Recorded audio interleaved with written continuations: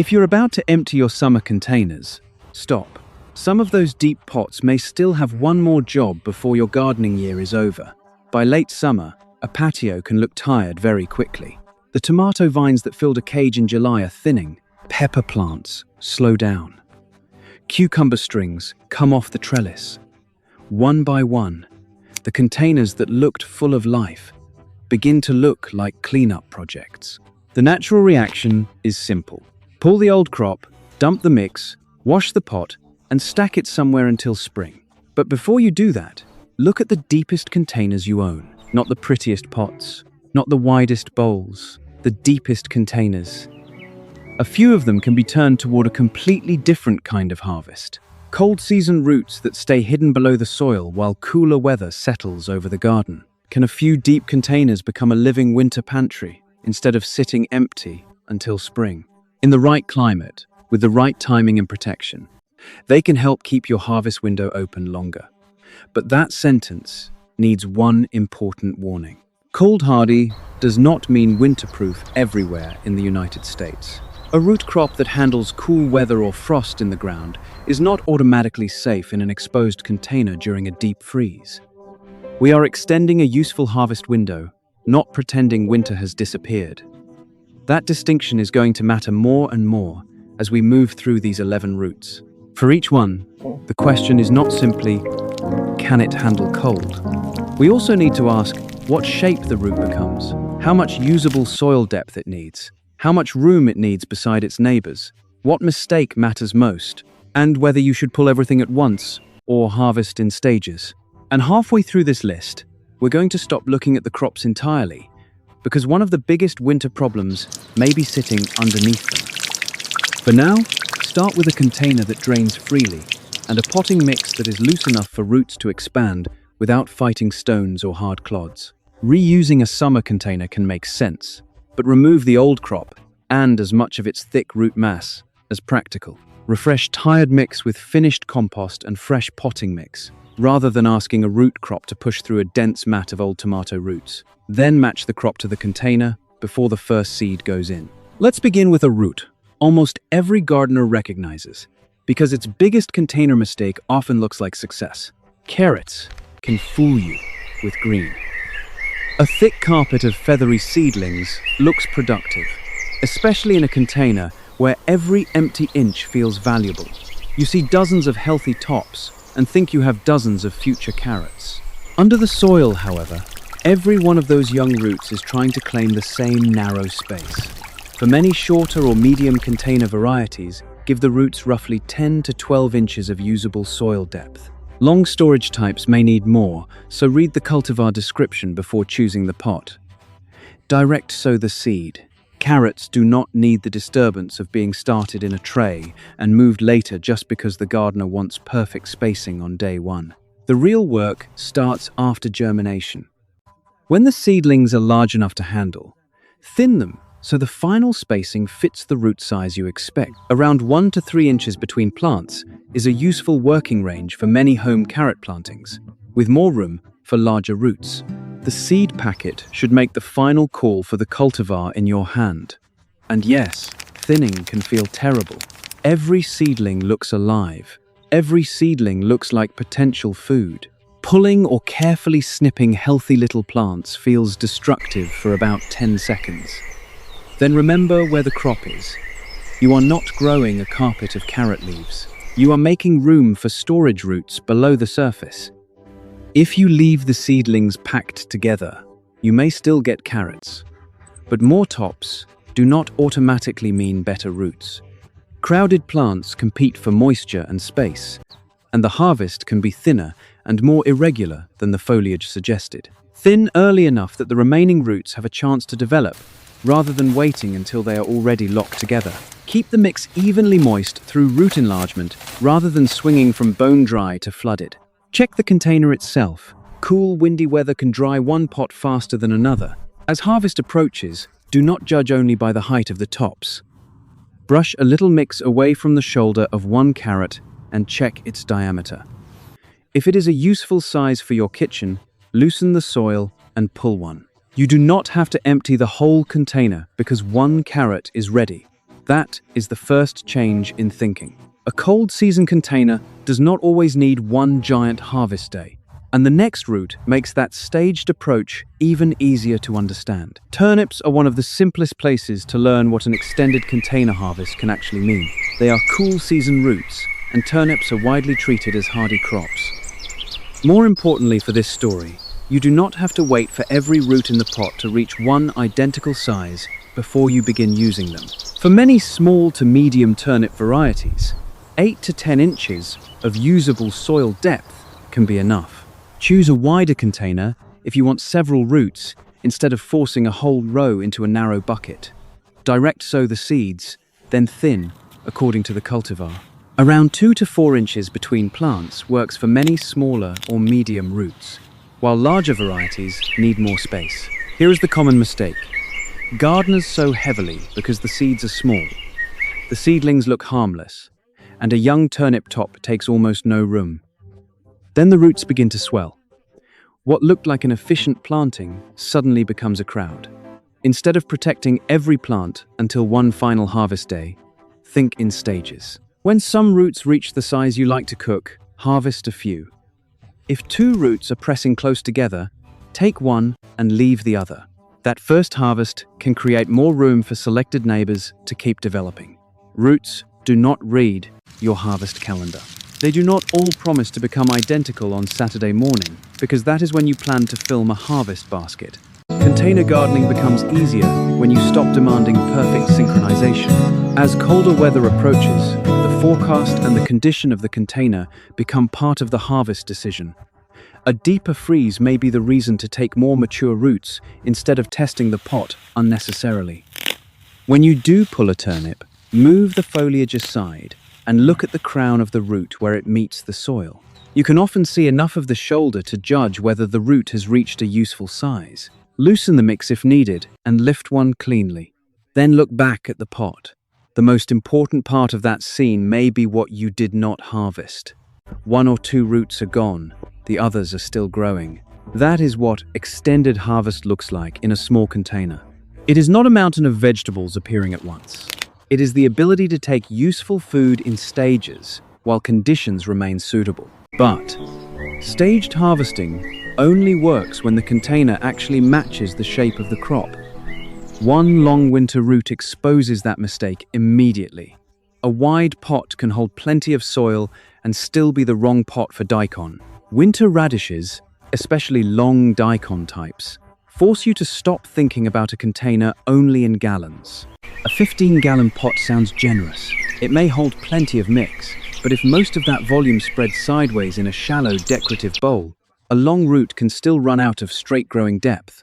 Volume is not the same thing as usable root depth. For long daikon-type radishes, a practical container strategy is to give roughly 14 to 18 inches of loose, usable depth, depending on the cultivar. Some types are shorter and much easier in ordinary patio pots. Others are bred to make long roots and deserve a tall, straight-sided container. This is one of those moments when the seed description can save you from a bad match before planting. Direct sow radish seed where the roots will grow. Fill the container with a mix that drains well and does not contain stones, hard chunks, or a compacted layer halfway down. You do not need a laboratory-perfect medium. You simply want to remove obvious physical obstacles from the path of a root you are asking to grow straight. Settle the mix gently, water it, and top up if the level drops. Packing a tall container like a brick defeats the purpose of extra depth. Space and thin the plants for the mature root size listed for your cultivar. The interesting part comes at harvest. Above the soil, a winter radish container may look ordinary. The leaves can be broad and vigorous, but the real reveal stays hidden. Brush soil from the shoulder of one root. Check its width. If the cultivar and conditions suggest it is ready, loosen the mix around it before lifting. A realistic daikon does not need to be a 3-foot monster to justify the pot. The payoff is seeing a long, clean root come out of a container whose shape finally makes sense. The tall sides were not decoration. They were part of the crop plan. And if your patio only has shallow pots, do not force the wrong root into them just because daikon appears on a winter vegetable list.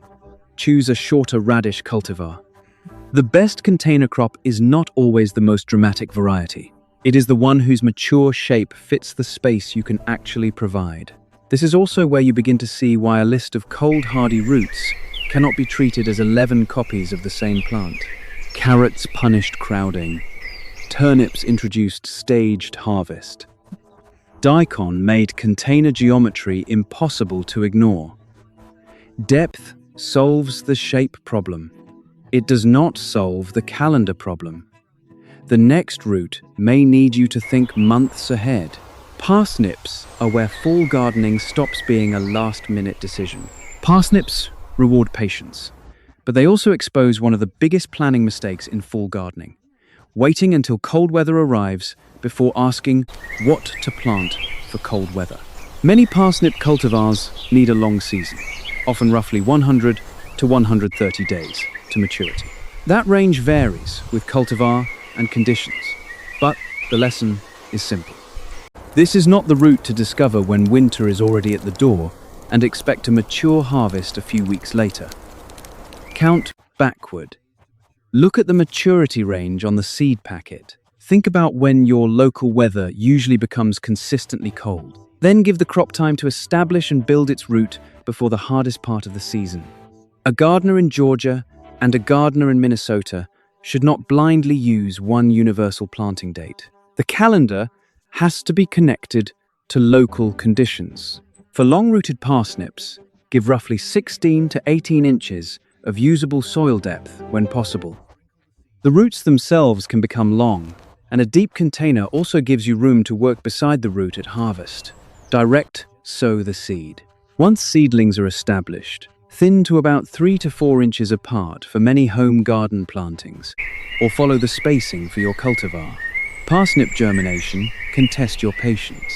Keep the seedbed evenly moist during establishment, and continue avoiding severe dry-wet swings as the root develops. The pot still needs drainage. Steady moisture does not mean saturated mix. Now we come to the reason parsnips belong in a colder weather story. Parsnips can be left in the ground into late fall and, under suitable conditions, later. Cold exposure in soil is associated with changes that can improve their sweetness and flavor. That does not mean every parsnip container should be abandoned outside through any winter. The exposed pot still matters, and we are going to deal with that problem shortly. For now, the lesson is patience without neglect. When harvest day comes, do not grab the tops and yank. A mature parsnip can extend deep into the mix. If the soil has settled firmly around it, a straight pull can break the root before you see the whole harvest. Use a narrow hand fork or trowel beside the root, staying far enough away that you do not spear it. Loosen the mix deeper than you think you need to. Then lift. The slow reveal is the payoff. The top moves, the soil opens, a pale root begins to emerge. You brush off the loose mix and finally see the length that was hidden for months. Summer vegetables announce themselves. Parsnips ask you to trust what is happening below the surface and to plan before the cold, not react after it. Now the containers are beginning to look productive enough to fool you, because the next two crops can give you healthy leaves while the roots below are still losing the spacing battle. Rutabaga makes that problem easy to understand. A rutabaga seedling is small enough to tempt you into bad spacing. At first, 6 or 8 seedlings in a tight patch do not look threatening. The leaves lift into the light, the container turns green, and the whole planting feels efficient. Then the storage roots try to swell. Rutabagas are cold-hardy, cool-season root vegetables, but they are not carrots. Their developing roots need lateral room. For a container, think roughly 12 to 14 inches of usable depth for many varieties, but pay just as much attention to width. A tall, narrow bucket may be excellent for one long root and frustrating for a group of swelling rutabagas. Here, a broad container begins to make more sense. Direct sow the seed and thin based on the mature root size you want. If you are growing a variety that makes larger roots, use the generous end of the spacing range. Around 4 to 8 inches gives you a useful working range, depending on cultivar and desired size. Do not let the tiny seedling decide the final spacing. Let the future root decide. That one idea solves a surprising number of container problems. Space for the plant you expect to harvest, not the plant you see today. The mistake becomes visible when you part the leaves. You may have a lush canopy, but the shoulders of several roots are pressed together. At that point, removing one plant can still create room, but early thinning would have been easier and less disruptive. Rutabagas reward cool growing conditions, but again, do not turn cold hardy into a magic label. The crop can be tough, while an exposed pot remains vulnerable to deep cold. As roots begin to size, check the shoulders and harvest for useful quality rather than chasing the biggest possible specimen. A root does not become better simply because it becomes enormous. If one is at a good cooking size and a colder weather event is coming, taking it can be the smart decision. Lift one and look at the empty space it leaves behind. The neighboring roots now have room that did not exist 5 minutes earlier. That is staged harvest serving two purposes. It puts food in the kitchen and changes the growing space for what remains. If rutabaga teaches you to respect room for swelling, beets teach you something slightly different. Useful harvest size is not always the biggest harvest size. Beets are excellent at creating the illusion that every green cluster is one tidy plant. Depending on the seed type, what looks like one beet seed can be a seed ball capable of producing more than one seedling. That is why a beet row or container can become crowded faster than a beginner expects. For many table beets, 8 to 10 inches of usable soil depth is a practical target. Direct sow, watch what actually emerges, and thin the living seedlings rather than assuming every spot on the surface represents one future root. Around 3 to 4 inches between plants works well for many kitchen-sized beets, with more room for cultivars intended to grow larger. The greens are edible, so thinning does not have to feel entirely wasteful. But keep the focus on the root crop. If your goal is swollen beet roots, the remaining plants need space below the soil. The other mistake is waiting for every beet to become huge. Beets can be harvested after root sizing begins. That makes them useful for the same staged harvest mindset we introduced with turnips. Brush the mix away from the shoulder of one beet. If it has reached the diameter you like to cook, harvest it. You do not need to wait until every plant in the container matches it. Take the useful root. Leave smaller neighbors while conditions remain suitable. This is an especially good strategy when a container is slightly crowded. Removing selected beets creates light and root room without emptying the entire planting. As the weather cools, keep checking moisture with your hand rather than assuming cold mix never dries. Wind can pull moisture from a patio container, especially one raised on legs or exposed from every side. At the same time, do not keep the pot constantly saturated. Roots need oxygen. A drainage hole blocked by compacted roots or a saucer left full of cold water can create a different kind of stress. By now, it would be easy to think this whole strategy is about choosing the right root and giving it enough room. It isn't. Stop looking at the plants for a moment. Look at the pots. Cold tolerance describes the crop. It does not insulate the container. That is the part many cold-hardy lists leave out. In a garden bed, roots are buffered by a larger mass of soil. In a pot, cold reaches the root zone through exposed sides and often the bottom. Build protection in layers. The first layer is the soil surface. A loose 3 to 4 inch layer of clean straw or shredded leaves is a reasonable starting point for many cold season containers when colder nights become regular. Mulch helps buffer the surface and slow moisture loss. Keep it loose rather than compressing it into a wet mat. And do not bury a sensitive crown or growing point just because more mulch feels safer. The second layer is above the soil. Frost cloth protects foliage from frost and creates a different kind of barrier than mulch. It needs to cover the plant properly and should be secured so wind does not turn it into a sail. A sheet of straw on the soil and a fabric cover over the leaves are not interchangeable tools. The third layer is the container itself. Group pots in a protected location instead of leaving each one isolated in the windiest part of the patio. Insulate the outside or move suitable pots to a protected, unheated space when deeper cold demands it. Watch the forecast. Sometimes the correct protection decision is simply to harvest mature roots before a deeper freeze. Check moisture under the mulch, about 1 to 2 inches down. If the mix is still moist, do not water by calendar. If it is dry, water thoroughly and let excess drain. Leaving a root in place is not the same as forgetting the container. You still check moisture, drainage, the forecast, and whether the pot has enough protection for the next weather event. The crop may be cold hardy. The pot may still be the weak point. And the next root gives us another reason to value containers. Sometimes the pot is not just a place to grow the crop. It is also a boundary that helps control it.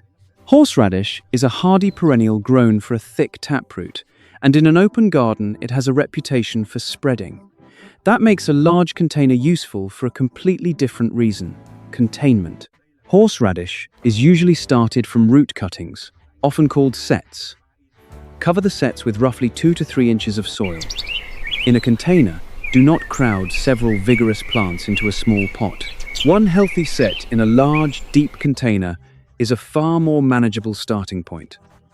Because horseradish develops a substantial root system, I would favor a container with roughly 18 inches or more of usable depth when the goal is a substantial root harvest. Set the root cutting vertically or at an angle, with the top oriented correctly, and cover it with roughly 2 to 3 inches of mix. Use a draining container, and remember that this plant can stay for more than one season.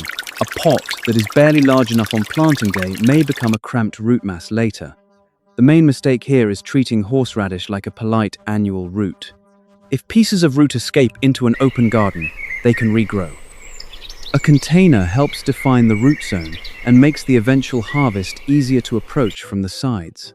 Moisture should be steady, but horseradish also teaches us not to overcorrect. Severe drought stress can make roots woody, while too much water can leave roots soft.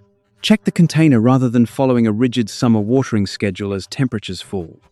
Harvest timing fits our cold weather theme beautifully. Horseradish is commonly harvested around the first frost, and some gardeners wait through several frosts before digging the root. When harvest time arrives, tip a manageable container on its side, or loosen the mix deeply around the root mass. Select the main roots you want to use and handle the smaller side roots deliberately. If you plan to continue the crop, save healthy planting material for replanting instead of leaving random fragments everywhere. Horseradish gives us a new version of the winter container lesson. The pot is not only protecting a root zone from exposure, it is also giving an aggressive perennial a defined boundary. The next container looks much less impressive above the soil, and that is precisely why many gardeners ignore what is developing underneath. At first glance, the next pot can be disappointing. The leaves are narrow. There are no bright fruits hanging in the open. Nothing about the container shouts harvest from across the patio. Under the soil is Salsify, an old-fashioned root crop that deserves more attention from container gardeners who enjoy a slow, hidden harvest. For Salsify, think in terms of a deep, obstruction-free root path. Around 12 to 15 inches of usable soil depth is a sensible starting point, with more depth for cultivars capable of making longer roots. Direct sow the seed and thin the seedlings to roughly 3 to 4 inches apart. Use loose, draining mix without hard obstacles. If you reuse a summer container, remove the thick old root mass. A mat of tomato roots halfway down can act like an underground fence. Salsify is a patient crop. The above-ground growth may never give you the visual excitement of peppers or strawberries. That is the retention problem for the plant itself. Gardeners lose interest because the reward is invisible. Do not judge it by the leaves alone. Watch the calendar for your cultivar. Keep the mix evenly moist while the root develops. As colder weather arrives, use the same container protection logic we just discussed. Cold tolerance is still not permission to ignore an exposed pot during extreme weather. When you are ready to harvest, slow down. Long roots and compacted mix are a bad combination for an impatient hand. Insert a narrow fork or trowel well beside the root and loosen the soil down its length. Work from the side, then lift. The first inch of root tells you almost nothing about the full harvest. Keep loosening until the soil releases its grip. This is one of those moments when the value of a deep container becomes visible all at once. The root that stayed hidden for months finally comes out in one piece. Brush away the loose mix, and the quiet container suddenly makes sense. There is also a useful lesson here about winter gardening in small spaces. Not every productive pot has to look productive every day. Some crops are storing the reward where you cannot count it from the patio door. But Salsify is not the long root harvest most likely to punish a rushed gardener. The next one can snap before you ever see the full root. Scorzonera, often called black Salsify or Spanish Salsify, is another cool season crop grown for a long root. The dark skin makes the harvest visually different from Salsify, but the most important lesson in this container is not color. It is restraint at harvest. Give long-root Scorzonera a tall container with roughly 14 to 16 inches or more of usable soil depth. If your cultivar is known for particularly long roots, more depth is helpful. Direct sow the seed where it will mature. Thin the seedlings to around 6 inches apart instead of letting the pot become a dense stand of narrow leaves. The temptation at harvest is obvious. You see the crown. You take the foliage in one hand. You pull straight up. Sometimes the top moves and the root does not. A long storage root can be held tightly by settled mix, especially after months of watering. If you yank, the root may break below the point you can see. The upper portion comes out, and the lower section stays in the pot. So change the motion. Do not begin by pulling harder. Begin by loosening deeper. Work a fork down beside the root, not through it. Move around the plant if the container is wide enough. Wiggle the tool gently to open a channel in the mix. If the pot has flexible sides, pressing the wall can sometimes help release compacted media, but avoid crushing neighboring roots. Then lift the root rather than jerking it. This is a small technique, but it creates one of the most satisfying reveals in the video. A dark, slender root emerging intact from soil that had hidden nearly all of it. If a root breaks, use what you harvested and learn from the resistance you felt. Next time, loosen farther down. Unlike carrots, where the key mistake happened during thinning, Scorzonera can be grown well for months and damaged in the final seconds. And after 2 unusual new roots, the next crop creates a completely different problem. You may buy the wrong kind and not realize it until the storage root never becomes what you expected. Root parsley sounds simple until you remember that most gardeners know parsley as a leaf herb. The green tops can look familiar enough that you assume any parsley plant will eventually make a large, kitchen-worthy root. That is not the safest assumption. Choose a cultivar sold specifically as root parsley, parsley root, or Hamburg-type parsley. These plants are selected for the enlarged storage root. If you sow an ordinary curly or Italian flat-leaf parsley and wait for it to behave like a root cultivar, the disappointment begins with seed choice, not container care. Give root parsley roughly 10 to 12 inches of usable soil depth and about 3 to 4 inches between plants for many container plantings. Direct sow the seed where the roots will develop. Then be patient. Parsley seed can germinate slowly. 2 to 5 weeks is possible, and temperature, moisture, seed age, and cultivar all influence emergence. The beginner mistake is to look at an apparently empty pot after several days, decide the sowing failed, and add another heavy layer of seed. Then both sowings emerge. Now the container is crowded before the crop has even started. Mark the sowing date. Keep the surface evenly moist during germination without washing seed into one corner of the pot. Give the planting time. If you do resow, do it because you have evaluated the original planting, not because parsley failed to meet the speed of a radish. Once seedlings appear, thin them. Again, future root size decides spacing. The familiar parsley-like leaves can distract you from the fact that the harvest goal is below the soil. As the season cools, root parsley fits the same broader strategy. Protect the container according to your local conditions. Watch moisture and harvest when roots reach a useful size rather than waiting for every plant to match a photograph. At harvest, loosen the mix beside the root and lift. The result looks more like a pale, tapered storage root than the fibrous base you may associate with leaf parsley. The most useful thing about this plant may be the lesson it teaches before germination. Know exactly what you sowed. Seed choice can be a container decision. We started with a question about which roots deserve your deepest summer pots. The final crop gives the most extreme answer in this entire list. Burdock root is not the crop for the shallow bowl you used for lettuce. It is not the plant to squeeze into the last 8 inches of soil because the pot happens to be empty. If you want burdock for its root, container depth becomes a serious design decision. For many container-grown burdock types, look for 18 to 24 inches of usable depth or more. The cultivar matters enormously. Short root or compact Japanese types are far easier to match with containers than the longest traditional forms. Read the mature root description before planting, because burdock alone does not tell you how ambitious the root may be. Use a tall, stable container with open drainage holes. A deep pot full of moist mix is heavy, so choose the location before the crop establishes. Direct sow the seed. Thin the seedlings to roughly 4 to 6 inches apart for a container strategy aimed at useful roots, adjusting for the cultivar. If the container is narrow, growing fewer plants is better than creating a crowded forest above a pot that has no room below. Remember those deep summer containers you are about to store? Burdock gives one of the clearest reasons to measure them first. A pot that felt unnecessarily tall for basil may suddenly have a job that matches its proportions.